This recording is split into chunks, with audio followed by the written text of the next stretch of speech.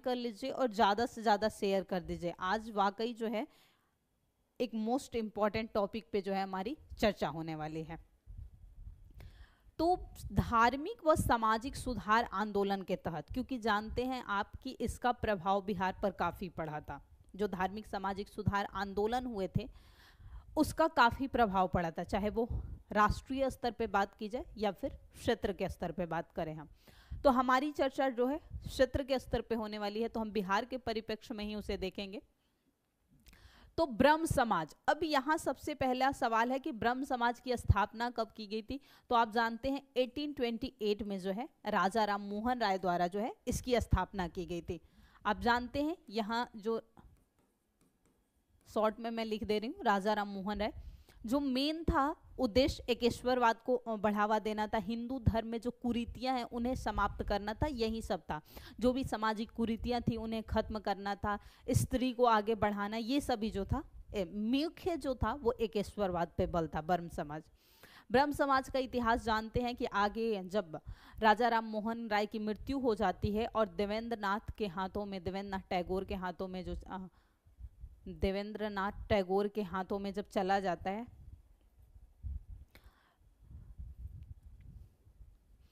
तो फिर कैसे दो बार विभाजित भी होता है, क्योंकि केशव सेन की वजह से फिर आगे भी जाके दो बार विभाजित होता है। फिर वो आदि ब्रह्म समाज, साधारण ब्रह्म समाज के नामों से जाना जाता है। तो ये बातें आपको याद रखनी है। तो ब्रह्म समाज बिहार में कहा जाए तो यही केशव चंद्र, जो पहला विभाजन हुआ था इन्हीं की वजह से हुआ था, केशव चंद्र सेन के बीच। तो केशव चंद्र सेन द्वारा पटना और गया में ब्रह्म समाज की जो है ब्रांचेज खोली गई। उसके अलावा फिर 1866 में डॉक्टर कृष्ण नंदन घोष द्वारा भागलपुर में भी इसकी एक ब्रांच स्थापित की गई। कौन कौन से प्रमुख नेता थे? तो गुरु प्रसाद सेन, प्रकाश चंद्र राय, हरिशुंदर बोस, निवारण चंद्र मुखर्जी और अघोर कामनी देवी।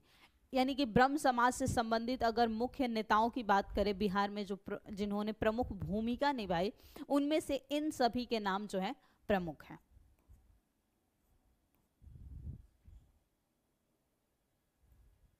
फिर आर्य समाज।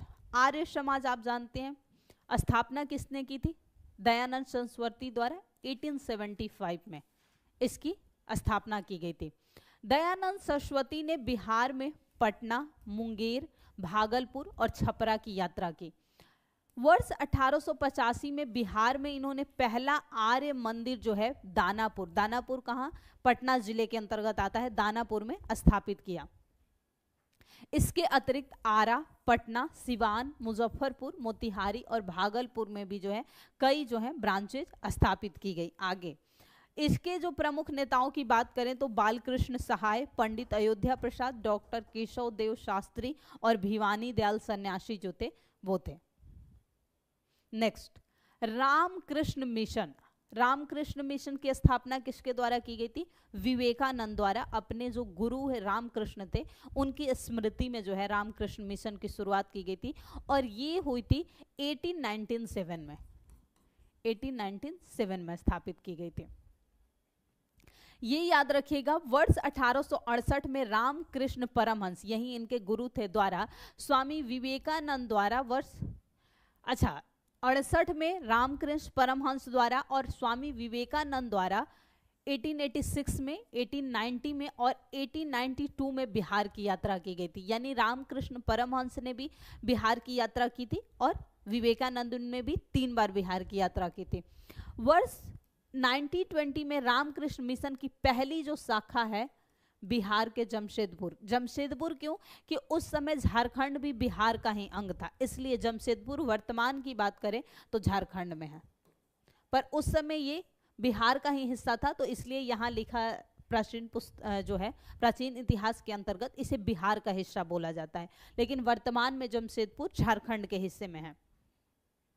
फिर 1922 में पटना में भी इसकी ब्रांच खोली गई। प्रमुख नेताओं में 2 थे, जतेंद्र नाथ मुखर्जी और डॉक्टर राजेश्वर ओझा जो थे, उन्होंने रामकृष्ण मिशन की। थियोसोफिकल सोसाइटी, आप जानते हैं थियोसोफिकल सोसाइटी भी जो स्थापित की गई थी 1875 में ही की गई थी।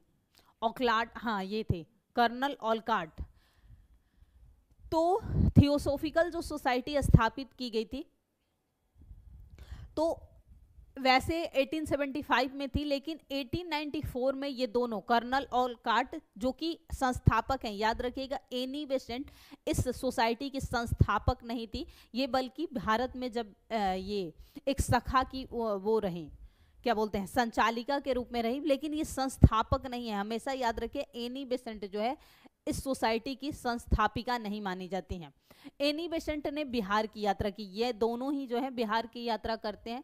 पटना में यह आंदोलन शुरू हुआ और अगले एक दशक तक, यानी कि लगभग 10 वर्षों तक बात किया जाए तो इसकी शाखाएं कई जगह स्थापित की जाती है, जिसमें भागलपुर, गया, आरा, दरभंगा, मुजफ्फरपुर और मोतिहारी, यानी कई स्थानों पे जो है थियोसोफिकल सोसाइटी की जो है वो शाखाएं खोली जाती हैं। नेता की अगर प्रमुख बात करें तो मधुसूदन प्रसाद, सरफराज हुसैन का और पुणेंद्र नारायण सिन्हा जो थे। श्री सिन्हा एक दशक तक, जो श्री सिन्हा थे, थियोसोफिकल सोसाइटी ऑफ इंडिया के महासचिव रहे, यानी बिहार में जब स्थापित किया गया तो एक दशक तक जो महासचिव के पद पे रहे थे वो यहीं रहे थे श्री सिन्हा। बहाबी आंदोलन, आप जानते हैं कि बहाबी आंदोलन का मुख्य जो केंद्र था वो पटना ही था, तो इसलिए ये और इम्पोर्टेंट हो जाता है बिहार के एग्जाम के लिए। बिहार के मुसलमानों ने धर्म और समाज सुधार के प्रयासों में 19वीं शताब्दी के उत्तरार्ध में जो है वो आंदोलन शुरू किया था। एग्जैक्ट इसके समय काल को लेकर स्रोतों में दिक्कत है, इसलिए इस आंदोलन का श्रेय जो जाता है वो इमाम मोहम्मद बिन अब्दुल वहाब को दिया जाता है, लेकिन जो पटना में नेतृत्व किया या बिहार में वो थे सर सैयद अहमद बरेलवी, इन्होंने जो है नेतृत्व किया था। वैसे इसका मुख्य केंद्र जो था वो पाटलिपुत्र था, पटना, मतलब उस समय पटना कहा जाने लगा था। वर्ष 1890-91 में मौलाना अब्दुल रहीम द्वारा सबसे पहला मदरसा, यानी कि जब हिंदू शिक्षा को बढ़ावा देने के लिए, जागरूकता बढ़ाने के लिए किया गया, तो उसमें याद रखिएगा कि फिर आगे अब बहावी आंदोलन की बात नहीं हो रही है, अब हो रही है मुस्लिम शिक्षा सुधारों की बात, जागरूकता की बात हो रही है, वहाँ की बात हम कर रहे हैं। तो 1819 और 91 के मध्य जो है मौलाना अब्दुल रहीम द्वारा सबसे पहला जो मदरसा, क्योंकि आप मदरसा जानते हैं मुस्लिम शिक्षा का केंद्र माना जाता है, तो मदरसा, उस मदरसे का नाम क्या था, इस्लाहुल मुस्लिमीन स्थापित किया गया। वर्ष 1917 में मौलाना मोहम्मद सजाद ने बिहार में जमीतुल उलेमाए हिंद की शाखा संगठित की, यानी कि वर्ष 1917 में मौलाना मोहम्मद सजाद ने बिहार में जमीतुल उलेमाए हिंद, ये एक मुसलमानों का संगठन है, इसे जो है स्थापित किया। वर्ष 1981 में इमारते सरिया नामक एक संस्था स्थापित की गई और इसका जो मुख्यालय बनाया गया था बिहार शरीफ में, और इसकी चर्चा जब हम मॉडर्न हिस्ट्री की बात कर रहे थे तो विस्तार से किए भी थे, तो याद रखिएगा। इसके संस्थापक यानी इमारते सरिया जो स्थापित किया गया था उसके संस्थापक कौन थे, मौलाना मोहम्मद सजाद, और मुख्यालय था फुलवारी शरीफ, ये भी पटना में है फुलवारी शरीफ, तो ये याद रखिएगा। अब हम शिक्षा के केंद्र की बात कर रहे हैं, तो मेनली उस समय प्राचीन समय काल में जो शिक्षा के केंद्र थे, इसे विश्व के प्राचीन विश्वविद्यालयों में से एक माना जाता है, नालंदा और विक्रमशिला को, और उसमें भी नालंदा जो है सबसे प्राचीनतम विश्वविद्यालय के रूप में माना जाता है।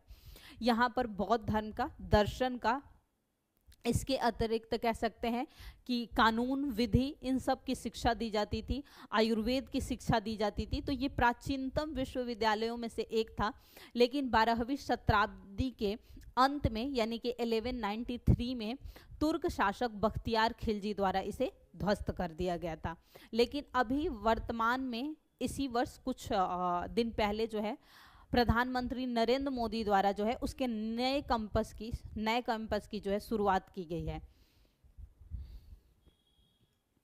नालंदा महाविहार संस्थापक गुप्त प्रथम, याद रखिएगा, कुमार गुप्त प्रथम, गुप्त वंश के शासक थे। हर्षवर्धन और धर्मपाल, धर्मपाल पाल वंश का, हर्षवर्धन जो था ये वर्धन वंश का। तो इन दोनों ने जो है इस विश्वविद्यालय को प्रश्रय और अनुदान दिया था। उस समय के जो शासक होते थे पूरा का पूरा कई गांव जो है, पूरा बहुत बड़ी बड़ी भूखंड जो है वो विश्वविद्यालयों पर या किसी धर्म के नाम पर जो है दान दे देते थे। युआन च्वांग ये एक विदेशी यात्री है। इत्सिंग और धर्मा स्वामी जैसे विदेशी यात्रियों ने यहाँ शिक्षा। युआन च्वांग जो यात्री है ये हर्षकालीन ही यात्री है। इत्सिंग 7वीं शताब्दी में आया हुआ एक यात्री है। ये दोनों चीनी यात्री हैं और ये जो है तिब्बती है। विदेशी यात्रियों ने यहाँ शिक्षा ग्रहण की थी। और याद रखिएगा हर्षवर्धन के शासन काल में नालंदा महाविहार जो है अंतर्राष्ट्रीय शिक्षा का केंद्र माना जाता था और सबसे ज़्यादा जो प्रमुख स्थलों में से एक माना जाता था नालंदा में महाविहार। यहाँ कई विदेशी यात्रियों ने जो है शिक्षा ग्रहण की थी। इसके अतिरिक्त कह सकते हैं कई विदेशी यात्रियों ने यहाँ भ्रमण किया था और इसके बारे में अपनी यात्रा वृत्तांत में जो है वर्णन भी किया है। यहाँ के आचार्य कौन रहे? शिलभद्र और दिगनाथ। याद रखिएगा चाणक्य जो आचार्य रहे हैं वो तक्षशिला उसके रहे हैं जो कि वर्तमान के पाकिस्तान में है, गंधार की राजधानी। तुर्क शासक बख्तियार खिलजी ने कब किया था? 1193 यानी कि 12वीं शताब्दी के अंतिम समय काल में। Good evening Avinash. विक्रमशिला विश्वविद्यालय संस्थापक कौन थे विक्रमशिला के? धर्मपाल। वैसे इन सभी पर विस्तार से जब हमने प्लेसेस की बात की थी, कौन से स्थान कहाँ पर हैं, तो भी इससे यानी कि पिछली जो क्लास हुई थी उसमें भी हमने जो प्रमुख स्थल और स्मारकों की बात की थी तो वहाँ भी हमने काफ़ी विस्तार में इन पर चर्चा की है। तो सारे क्लासेस देखेंगे तभी आप एक दूसरे को रिलेट करना है। ऐसा नहीं कि आप कोई एक क्लास देख लें और सारी बातों को समझ लें, इसलिए सारी क्लासेस देखना जरूरी है ताकि आप रिलेट कर पाएं, क्योंकि इन सभी पर काफी डिटेल में हमने बात भी की है।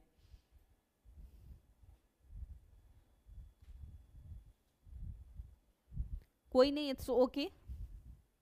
विक्रमशिला तांत्रिक विद्या और व्रज्यान, क्योंकि ये क्षेत्र बौद्ध धर्म से था तो बौद्धों में भी जो सबसे याद रखिएगा बौद्ध में जो 3 संप्रदाय हैं तो व्रज्यान जो है जो कि तंत्र मंत्र पर ज्यादा बल देता है, साधना पर ज्यादा बल देता है। व्रज्यान में साधना के माध्यम से मोक्ष की प्राप्ति की बात की जाती है, तो ये सबसे छोटा संप्रदाय है।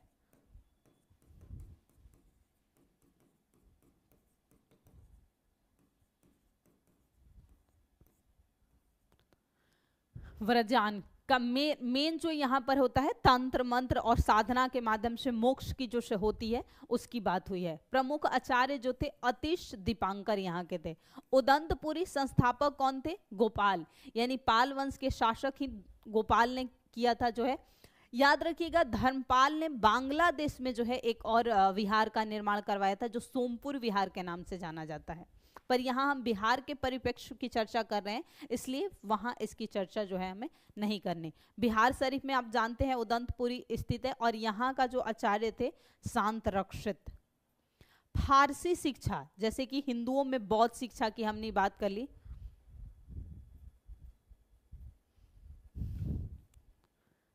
Thank you Avinash. फारसी शिक्षा के केंद्र, अब जैसे हिंदुओं में उस समय बौद्ध दर्शन, उसके अलावा कह सकते हैं कि लॉ, आयुर्वेद, इन सब की शिक्षा महत्वपूर्ण थी।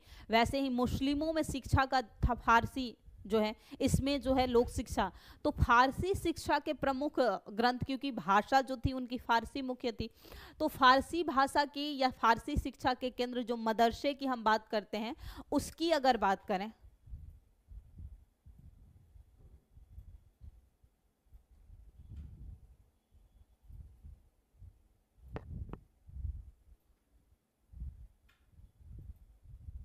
मेरा कोई ऐप नहीं है, तो 17वीं से 19वीं शताब्दी तक बिहार फारसी शिक्षा का प्रमुख केंद्र था। फारसी शिक्षा याद रखिएगा राजा राम मोहन राय ने भी फारसी की शिक्षा बिहार में ही आकर जो है वो सीखी थी। फारसी शिक्षा के प्रमुख केंद्रों में पटना, बिहार शरीफ और भागलपुर तीन जो थे वो मुख्य थे। तात्कालिक समय में पटना में स्थित जो सैफ खां का मदरसा था, इसका जो ख्याति है वो ईरान तक था, और एक ईरानी वो क्या बोलते हैं यात्री था जिसने इसकी जो है विशेष रूप से वर्णन की है। उसका नाम था, ये देखिए, यात्री ईरानी बहबहानी, इसने ही इस बात की जो है पुष्टि की है। 18वीं शताब्दी में राजा राम मोहन राय ने पटना से ही शिक्षा ग्रहण की थी फारसी की। और मिथिला का जो क्षेत्र है, यानी मिथिलांचल, जो मिथिला की बात की जाए तो दरभंगा, मधुबनी, ये सभी जो बेल्ट जहाँ पर मैथिली भाषा बोला जाता है वो मिथिलांचल कहलाता है। तो जो मिथिलांचल का क्षेत्र था जहाँ की मुख्य जो है भाषा क्या थी, या जो मेन भाषा, मातृभाषा जो है वहाँ पर मैथिली। तो जो मैथिली का क्षेत्र था, याद रखिएगा, वो संस्कृत शिक्षा को भी विशेष प्रोत्साहन देता था, और उस समय मिथिलांचल का शिक्षा के क्षेत्र में जो है काफी उन्नत था, ये भी याद रखें।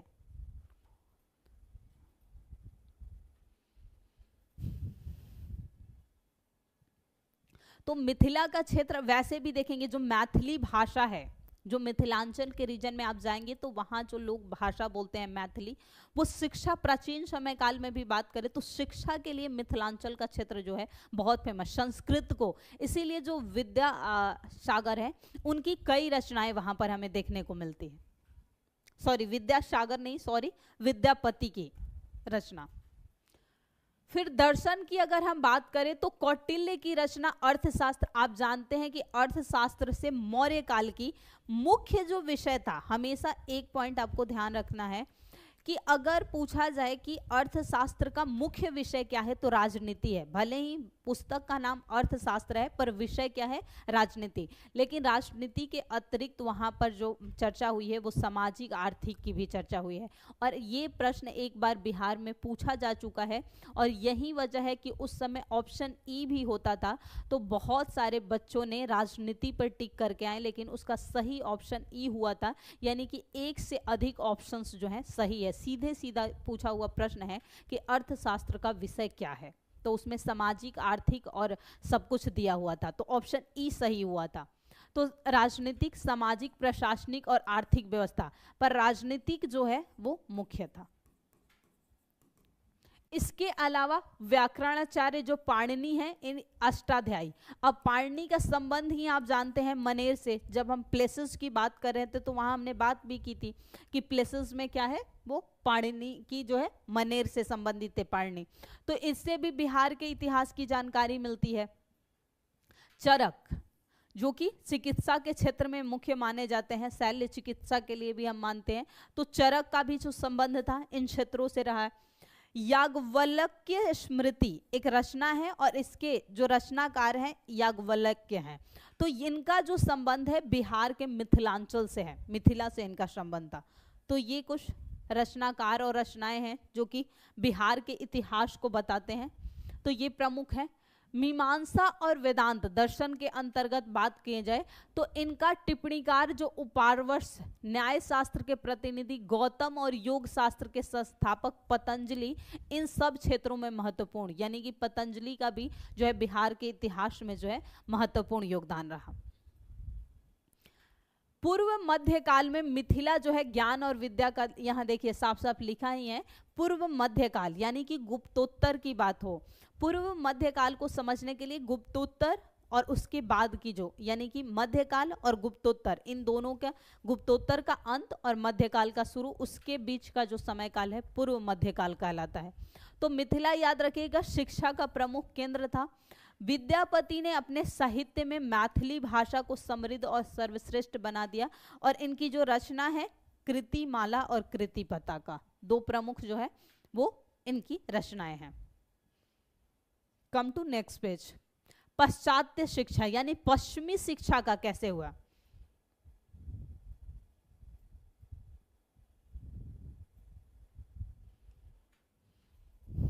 हो सकता है पाश्चात्य शिक्षा यानी पश्चिमी शिक्षा की बात तो आप जानते हैं कि 1833 का जो एक्ट आया उसी के पश्चात आया। तो आधुनिक बिहार में अंग्रेजी शिक्षा का प्रसार 1835 के आसपास यानी 1833 के एक्ट के पश्चात ही हुआ था, जो भी सुधार। और इस पर जो है हमने जब शिक्षा की बात करते हैं, सामाजिक शिक्षा शैक्षणिक सुधारों की जब हम बात करते हैं तो ये सभी हमने आधुनिक इतिहास में विस्तार से पढ़ा है। जो समितियां बनी थी अलग अलग, उन सब की हमने बात की थी। जो शिक्षा का मैग्ना कार्टा, मैकाले समिति और भी हंटर समिति शिक्षा से संबंधित, उनकी हमने विस्तार से क्लास भी की है। तो 1833 के चार्टर एक्ट के प्रस्ताव के अनुरूप 1835 में पटना में एक स्कूल स्थापित की गई। उसके अलावा फिर पूर्णिया में अगले कुछ वर्षों में, यानी कि पहले पटना के बाद पूर्णिया में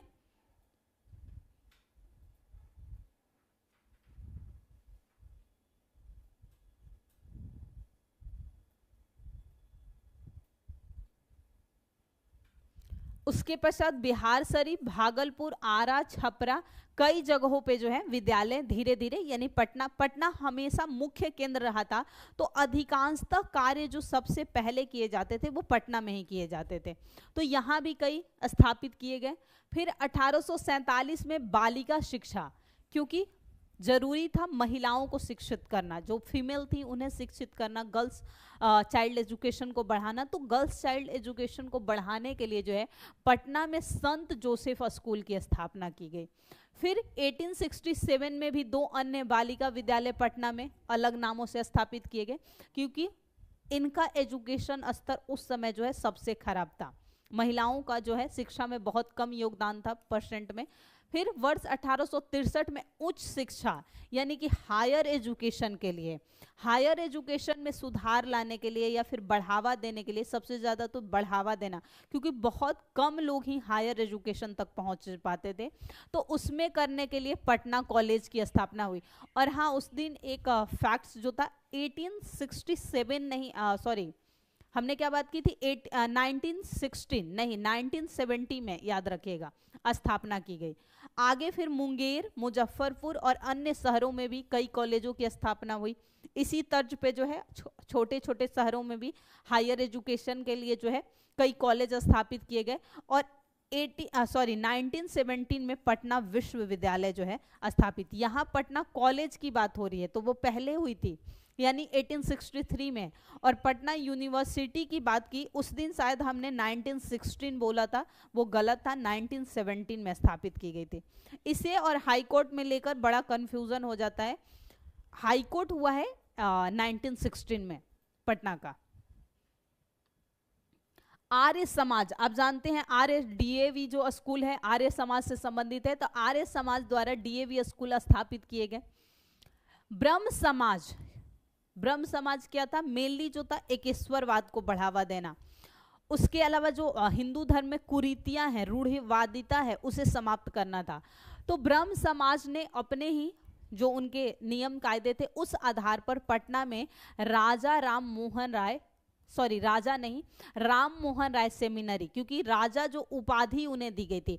अब प्रश्न आप सभी से है कि राम मोहन राय को राजा की उपाधि किस शासक द्वारा दी गई थी, प्रश्न आपसे है, स्थापित की गई। फिर मुसलमान शिक्षा, यानी मुस्लिम वर्ग में शिक्षा भी जरूरी थी, उनमें अवेयरनेस है, क्योंकि उनमें शिक्षा और भी बहुत कम थी।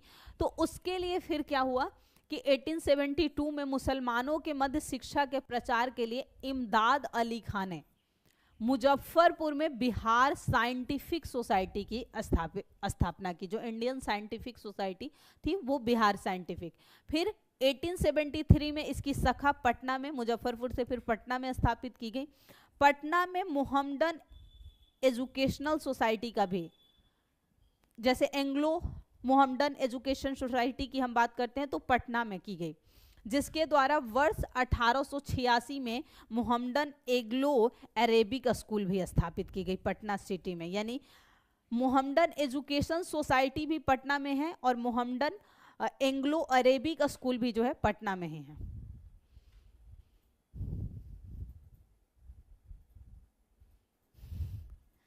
अरे अविनाश, आप मिठाई ना खिलाएं, आपका सिलेक्शन हो जाए, यही हमारे लिए सबसे बड़ी खुशी की बात होगी।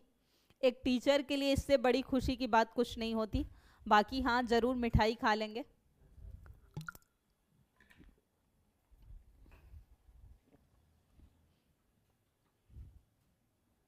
पत्रकारिता, यूपीपीसीएस का भी एग्जाम देने वाले हैं आप। पत्रकारिता अंग्रेजी की बात हो रही है। पत्रकारिता में हम अंग्रेजी, हिंदी और उर्दू तीन जो है भाषाओं में बात करेंगे। तो 1875 में गुरु प्रसाद सेन द्वारा बिहार के पहले अंग्रेजी अखबार द बिहारी हेराल्ड का प्रकाशन हुआ। सबसे पहले अगर पूछा जाए कि बिहार में अंग्रेजी भाषा में प्रकाशित जो पत्रिका थी कौन थी, तो दी बिहार हेराल्ड, याद रखिएगा। जी बिल्कुल, अकबर द्वितीय द्वारा दी गई थी, बहुत सही। वर्ष 1881 में पटना में इंडियन क्रॉनिकल नामक अखबार भी प्रकाशित किया गया, यानी उसके पश्चात जो है इंडियन क्रॉनिकल अखबार। फिर क्या हुआ, 20वीं शताब्दी के शुरुआत में कुछ राष्ट्रवादी नेताओं ने मिलकर दी मदरलैंड और बिहार स्टैंडर्ड जो है का प्रकाशन किया, लेकिन ये बहुत लंबे समय तक चल नहीं पाया, कुछ ही समय तक जो है इसका प्रकाशन हो पाया। नेक्स्ट, दी बिहार और दी बिहार टाइम्स, दो अन्य अखबारों का प्रकाशन इसी, यानी ये दोनों तो नहीं ही लंबे समय तक चली, लेकिन इसी मध्य जो है दो और अखबारों का प्रकाशन हुआ, एक द बिहार के नाम से और एक द बिहार टाइम्स के नाम से। फिर वर्ष 1903 में बिहार टाइम्स की स्थापना पटना में साप्ताहिक रूप से की गई। फिर इसकी साप्ताहिक रूप से की जाती है, फिर ये दैनिक भी आ गए, क्योंकि जब किसी और नाम से जाना जाने लगता है तो फिर इसे दैनिक रूप में प्रकाशित किया जाता है। वर्ष 1906 में, 3 की बात है, फिर 6 में भागलपुर में प्रकाशित होने वाली बिहार न्यूज, यानी कि अब बिहार टाइम्स और बिहार न्यूज को एक कर दिया गया, ऐड करके, और नाम बिहार न्यूज ही रखा गया, और बिहारी जोड़कर, सॉरी, बिहार न्यूज और बिहार टाइम्स, सॉरी ये ध्यान, ऐसे दी जो बिहारी है ये दो अखबारों को ऐड करके, मतलब जोड़ के बनाया गया, जिसमें क्या था, Bihar Times Plus Bihari News, इन दोनों को जोड़ के क्या बना दिया गया, नया नाम द बिहारी। और ये फिर क्या कर दिया गया, इसे दैनिक रूप से में कर दिया गया, जो कि अभी तक साप्ताहिक ये बिहार टाइम्स था, अब किस रूप में जारी किया जाने लगा, अब जो है इसे द बिहारी नाम से और दैनिक रूप में। वर्ष 1912 में ये दैनिक अखबार के रूप में परिवर्तित, यानी कि आगे 6 वर्षों बाद ये जो है दैनिक हो जाता है। वर्ष 1917 में इसका प्रकाशन भी क्या कर दिया जाता है, फिर बंद कर दिया जाता है। इसका स्थान दी सर्च लाइट, यानी कि जब 1917 में इसे बंद कर दिया जाता है, क्यों बंद करने के पीछे वजह ये थी कि इसका स्थान अब कौन ले लेता है, द सर्च लाइट, जो कि कब 15 जुलाई 1918 से प्रकाशित होने लगी थी। इसके संस्थापक, यानी ये प्रश्न पूछा हुआ है, ये याद रखिएगा, सर सैयद हैदर हुसैन जो थे द सर्च लाइट के संस्थापक थे, 18 में प्रकाशित हुई थी। वर्ष 1930 में एक दैनिक समाचार के रूप में प्रकाशित, फिर इसे भी क्या किया गया, फिर दैनिक समाचार पत्र बना दिया गया। वर्ष 1985 में इसका प्रकाशन बंद कर दिया गया और इसका स्थान हिंदुस्तान टाइम्स पटना संस्करण है।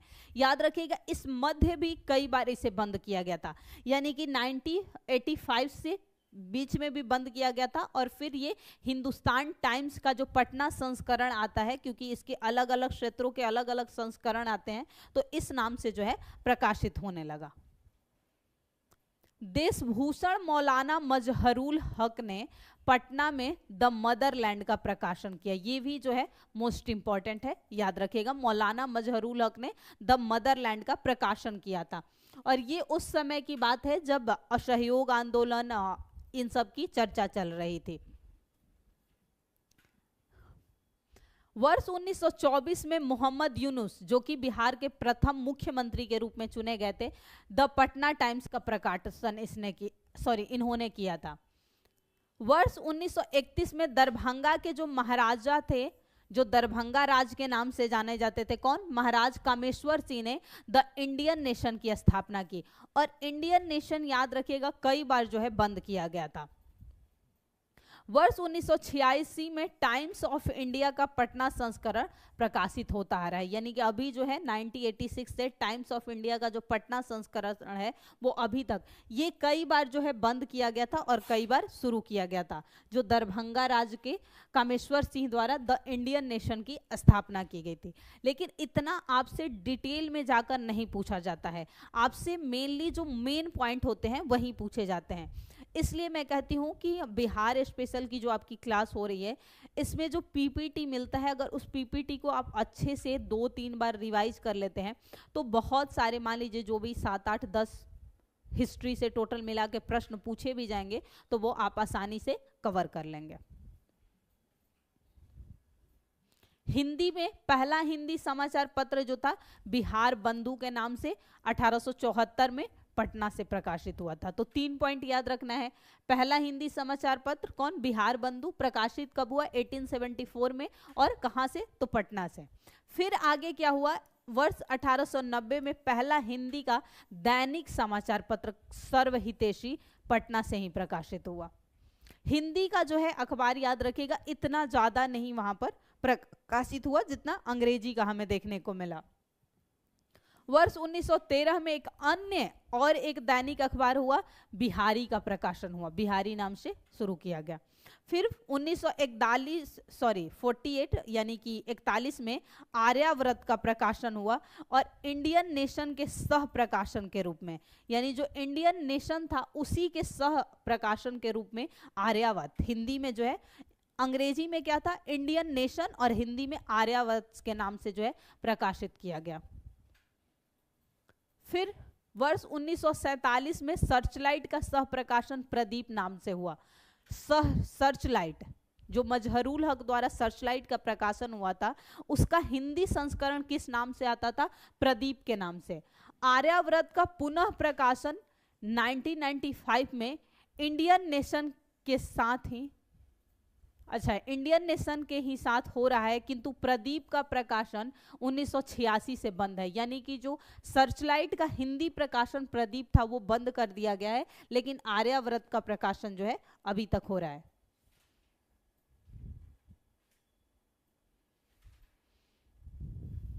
अविनाश, आपकी पीसीएस की क्लासेस चलती है वो ऐप पर चलती है, उसके लिए आपको ऐप पढ़ना पड़ेगा, और ये क्लासेस भी बीपीएससी के लिए ही चल रही है, ना कि किसी वनडे एग्जाम के लिए। मेनली ये क्लासेज भी आपकी बीपीएससी के बिहार स्पेशल की चल रही है, और स्टेट लेवल में जैसे यूपी पीसीएस के एग्जाम की क्लासेज आपकी जो चलती है वो ऐप पर चलती है। ऐप पर जाकर आपको उसे परचेज करना पड़ेगा, वहां पूरा कवर कराया जा रहा है। हिस्ट्री आती है, हिस्ट्री वैसे जो आप राष्ट्रीय स्तर पे पढ़ेंगे, जैसे कि भारत का प्राचीन इतिहास, भारत का मध्यकालीन इतिहास और भारत का आधुनिक इतिहास, वो सभी स्टेट में आएंगे। वो किसी भी स्टेट की बात की जाए, यूपीएससी की बात की जाए, वनडे जो भी एग्जाम है जो स्टेट द्वारा कंडक्ट कराए जाते हैं या यूपीएससी द्वारा कंडक्ट कराए जाते हैं, सब जगह काम आएंगे। लेकिन जब आप किसी क्षेत्र विशेष के बारे में पढ़ते हैं, जैसे कि मैं बात करूं बिहार, उत्तर प्रदेश या किसी भी क्षेत्र के बारे में पढ़ते हैं, तो वो सिर्फ और सिर्फ वहां के एग्जाम में काम आएगा, ना कि कहीं और पे काम आएगा, क्योंकि वो सिर्फ उस क्षेत्र विशेष की विशेषताओं को जो है जाहिर कर सकता है। जैसे ये सिर्फ बिहार के इतिहास को बता रहा है, तो उत्तर प्रदेश में क्यों पूछा जाएगा? नहीं पूछा जाएगा। ये जो क्लासेज है आपकी, जैसे कि एमसीक्यू वाली क्लास होती है, तो वो सभी स्टेट में पूछा जा सकता है, यूपीएससी में भी कुछ प्रश्न वैसे पूछे जा सकते हैं। पर ये जो है जब क्षेत्र विशेष की बात हो रही है, जैसे यूपी स्पेशल की आपकी क्लास होगी, तो वो सिर्फ यूपी के एग्जाम में पूछा जाएगा। हाँ, यूपी के किसी भी एग्जाम में फिर पूछा जा सकता है। अगर आपको क्लासेज वैसे करनी है प्रॉपर पीसीएस की, तो आपको ऐप पर जाकर परचेज करना पड़ेगा, तब क्लासेज आपको मिल पाएंगी। इसका स्थान हिंदुस्तान के पटना संस्करण ने ले लिया। फिर अलग 1986 में नव भारत टाइम्स के पटना संस्करण का प्रकाशन भी आरंभ हुआ, लेकिन 95 में जो है बंद कर दिया गया। हिंदी के कुछ अन्य समाचार पत्र जो कि बिहार में जनशक्ति, आज, प्रभात खबर, दैनिक जागरण, राष्ट्रीय सहारा, सनमार्ग, याद रखिएगा आज, प्रभात खबर, ये दोनों काफी बिहार में अभी भी प्रचलित हैं।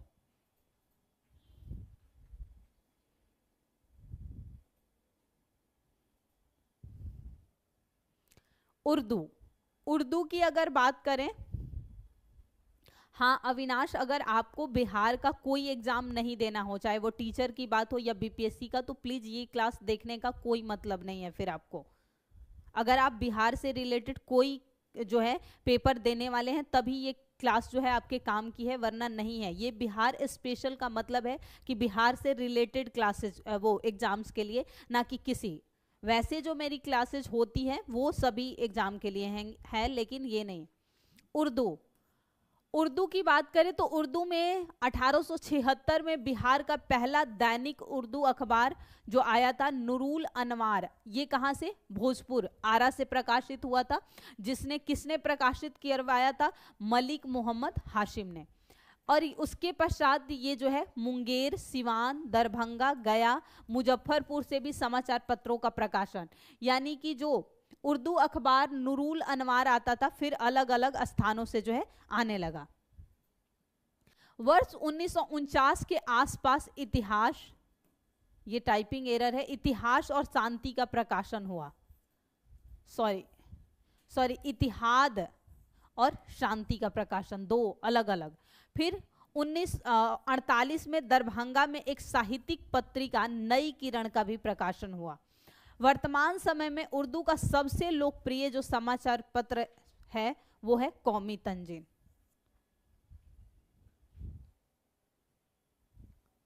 तो आज के सेशन में हमने बिहार में जो है पत्र पत्रिकाओं की बात की, शिक्षा के प्रमुख केंद्रों की बात की, और फिर जो धार्मिक सामाजिक सुधार आंदोलन हुए थे उनकी बात की।